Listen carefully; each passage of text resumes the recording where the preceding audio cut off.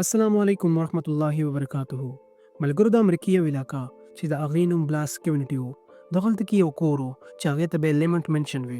دا کور خو اوس سوځېدلی دی، خو لیکن د دې کور کهانیانې تر اوسه پورې د امریکې د خلکو د ذهن نه نه دي وتې. د دې کور دا کهاني 110 سال مخکینی ده او دا کور جانک فرینک نومي سړي جوړ کړی و. دا کور چې کله جوړ شو نو دا پهلا یو فیشنګ لونچ و. دراصل دغه کور خواته یو سیند و چې کله به هم دغه سیند ته کبان نیولو دپاره څوک راغه او په هغوی به شپه شوه، نو هغوی به شپه په دغه کور کې تېروله. او دا ځای ډېر زیات غټ و، تقریبا 80 ایکړ ځمکه باندې دا ځای جوړ شوی و. خیر وخت تېرېدو او اخر دا ځای په 1916 کې یو سړي واخیستو او د دې سړي نوم ریبوټ لیمون و. ریبوټ ډېر زیات مالداره انسان و، نو د دې د وجې هغه د هغه وخت د ټولو نه تکړه انجینران راوغوښتل چې دا کور په یو نوي ډیزاین باندې جوړ کړي. په دغه کور باندې مسلسل 2 کاله کار جاري و او فاینلی په 2019 کې دا یو مزیداره بنگله تیاره شوه. په دې کې تقریبا 20 کمرې وي او د دې مخې ته همغه مزیدار سیند و، یعنی دا په هر لحاظ سره ډېر ښکلی ځای و. ملګرو روبرټ په دې کور کې ډېرې زیاتې کوارټرې هم جوړې کړې وې چې په هغې کې به د هغه نوکران اوسېدل. او دا همغه وخت و چې د دې کور په باره کې عجیبه خبرې مشهوره شوې. دراصل د روبوټ ډېر زیات نوکرانو ته دغلته کې یو خوفناک شکل والا ښځه ښکاره شوې وه او دا ښځه به د دغه سیند په غاړه باندې وه او دې بنګلې ته به یې نیغ کتل.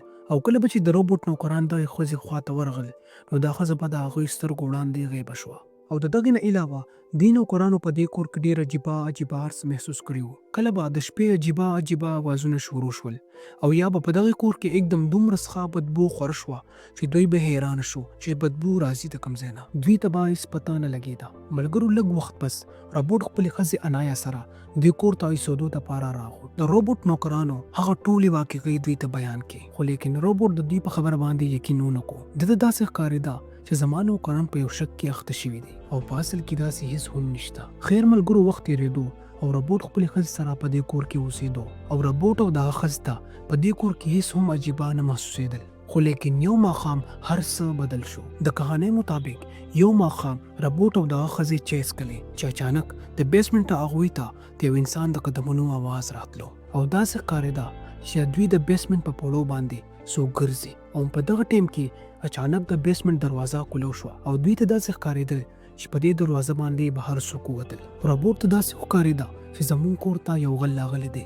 د اچانک کمرې ته منډه کړي او د کمرې د دراز نه یې تمانچه راواخیسته او هغه طرف ته یې 2 ډزې وکړې، خو لیکن هغه چې هر څوک و اچانک غیب شو. د دې واقعې نه بعد روبوټ او دغه ښځه دومره ویرېدل چې هغوی د دې کور پرېښودو فیصله وکړه.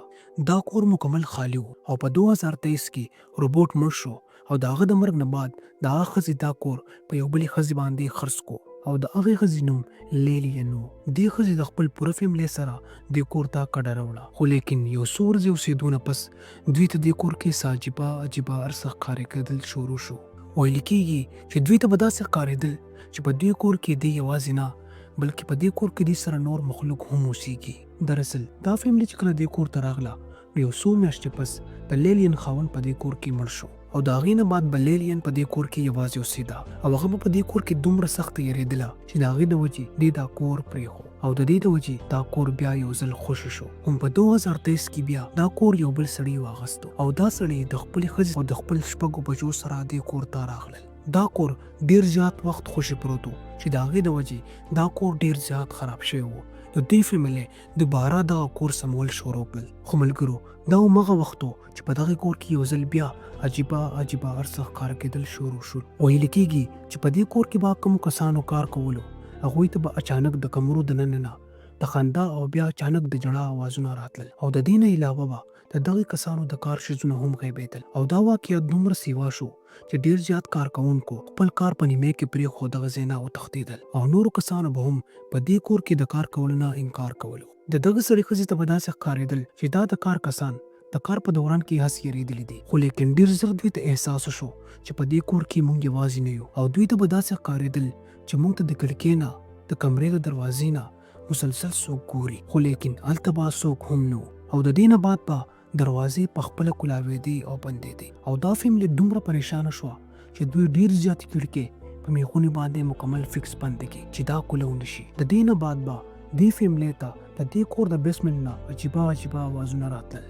بهرحال دا واقعیت دومره زیات شو چې دې فیملۍ ته په دې کور کې اوسېدل ډېر زیات مشکل شو او دا هم ویل کېږي چې د دې ښځې خاوند په مزه مزه ذهني بیمار کېدو او ده به اچانک په هوا کې چا سره خبرې کولې او د دغه ښځې به دې په هوش کې راوستو چې ته چا سره خبرې کې. په دې دوران کې د دې ښځې او د خاوند ترمنځ ډېرې زیاتې جګړې هم شروع شوې. اورنر دا کور پرېښودل نه غوښته خو لیکن د ده ښځې دې کور کې اوسېدل نه غوښتل. نو د دې د وجې 6 میاشتې بعد د اورنر او د هغه د ښځې ترمنځ طلاق وشو او د اورنر ښځې خپل بچي ځان سره بوتلل او د دې ځای نه لاړل او اورنر په دې کور کې یوازې پاتې شو. د دې نه بعد اورنر سره څه وشو چاته هم پته نشته.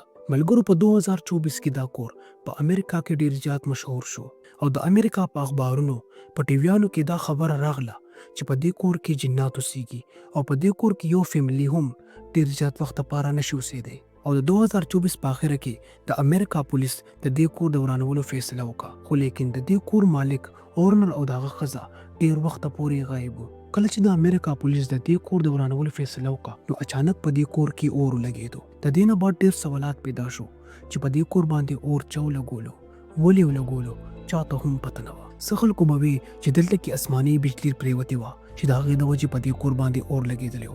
بهرحال د دې کور څه نشانات اوس هم موجود دي خو لیکن د دې کور واقعات تر اوسه پورې خلک یری. امید لرم چې دا ویډیو به ستاسو ډېره زیات خوښ شوې وي.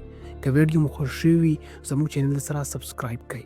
ملاویږو په یو بله ښه ویډیو کې. د الله په امان.